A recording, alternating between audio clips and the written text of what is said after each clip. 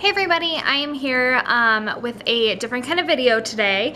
I'm not going to be showing you anything or doing a tutorial or anything like that. I'm actually going to be teaching you, or not really teaching you, but giving you advice on how to like start running or to continue running if like you're in a rut with running, or if you're like, I never want to run in my life. I'm going to try to convince you. I think running is like the best way to exercise and burn calories like super quick, and anybody can do it. You can go out and run unless you have like health issues or whatever, but running is one of the best exercises. I love running. I run almost every day, well, not quite every day, but I think it is such a great exercise. It helps your daily mood, gets your heart going. With this advice that I'm going to give you, just note that I'm not a nutritionist, I'm not a personal trainer, I'm not like a professional runner or anything.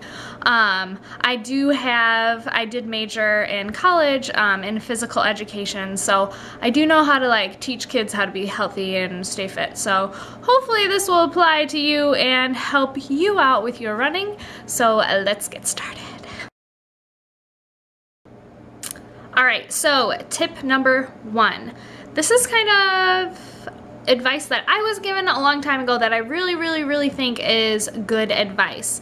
It might not make any sense to you, but I'll try to explain it. Okay, it is be comfortable with being uncomfortable. Okay, running is not a comfortable thing. When you go run, it is not like, oh, happy, like I'm running, I feel really good.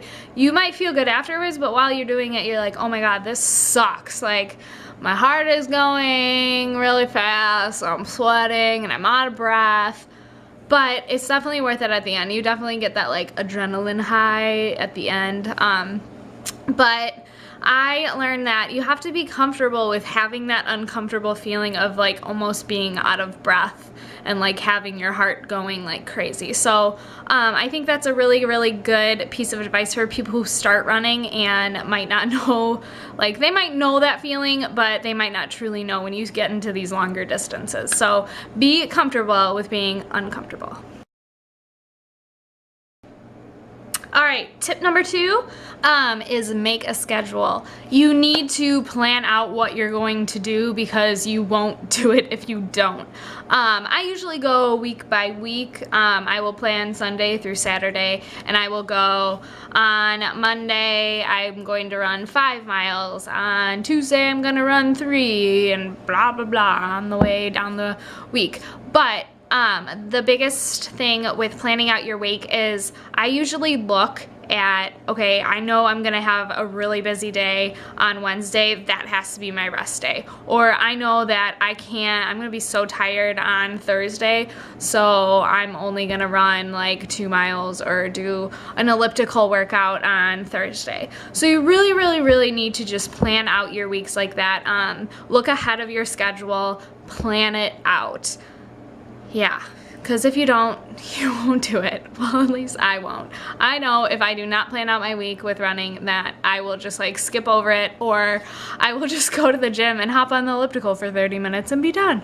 But that is not good for my running. Alright, so number 3 is to break it up.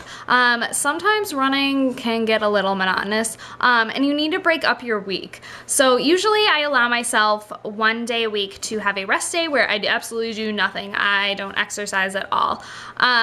Sometimes I'll like stretch, but usually it is a day of complete rest, and usually it is on a day where I am so busy that I don't have time to anyways. So I usually allow myself 1 day, rest day a week, and then another day of the week I will allow myself to go to the gym and do something different besides running.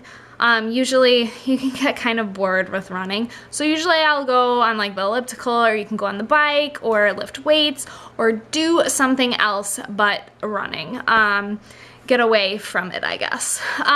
The other days of the week, I usually allow myself 1 day to have a longer run. This longer run is at my own pace. I do not push myself. I don't try to run at a certain speed. I just let myself run and get that distance in. I think it's really, really good to push your distance and to maintain your pace and kind of push yourself to those longer distances, especially if you are running a race. So usually I plan one day for a longer run, and that is completely dependent upon where you are with your running. So you can kind of decide on how long you should run. The other days I kind of do maintenance runs where I keep my pace. I try to maintain that pace the entire run. And then other days I will also do that same amount of shorter distance. So like, for example, I'm like at 3-4 miles, where one day I'm running my pace, the next day I'm pushing my pace for a certain amount of time, then I'm going back down to my pace. I'm pushing my pace, I'm going back down to my pace. So it's kind of like, I guess they call them like interval runs or tempo runs. I'm not really sure. I'm not an expert, but that's kind of what I do. So hopefully. All right, tip number 4 is common sense. It is to make sure you eat right, sleep well, and drink lots and lots of water. Usually you have to make sure that not just right after you run you should drink water, but you should drink water throughout the entire day to keep yourself hydrated.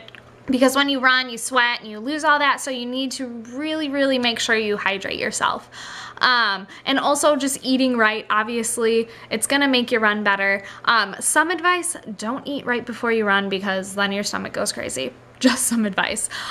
Usually eat after you run, even though I know a lot of people say, oh, I just don't want to eat after I run. And I feel the same way, but usually it's good to put those nutrients right back in. And then sleep well is obviously something that will help you to run better because then you won't be tired.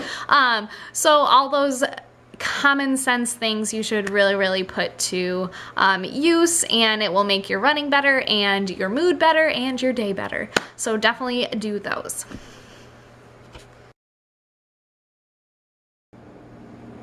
All right, number 5 is to definitely give yourself a goal with running.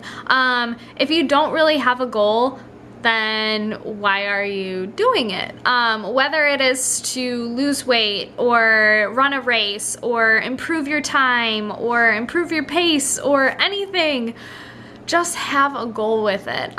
You can have that be a long-term goal or a short-term goal or anything, but if you definitely give yourself a goal, and I think planning out your week and making that schedule is so important because then you have your goal in front of you. Today I'm going to run this and that is my goal. And sometimes those don't go as planned and that's okay, but just give yourself that goal of having that in front of you and things will happen better for you. So definitely make yourself have a goal for running, or else you just won't do it because I know I won't.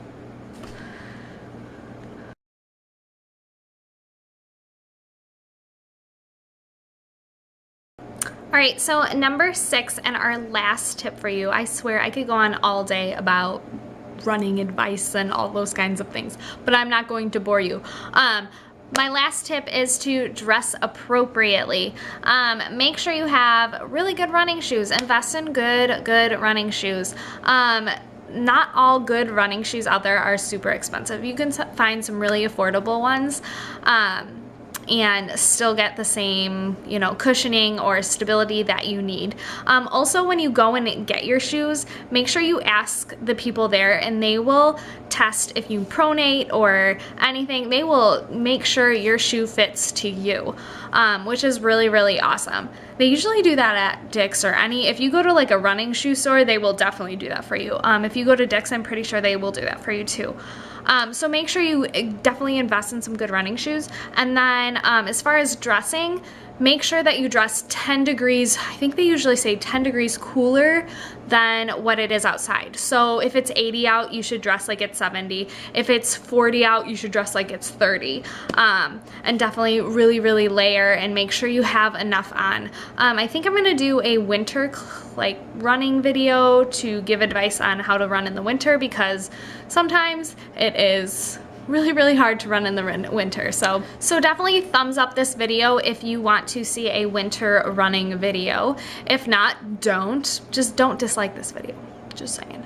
Hopefully you guys learned something and got some awesome advice about running, on how to start running or continue your running if you're in a rut. I don't know. Maybe it's not, maybe it's a big fail, but hopefully you got something out of it.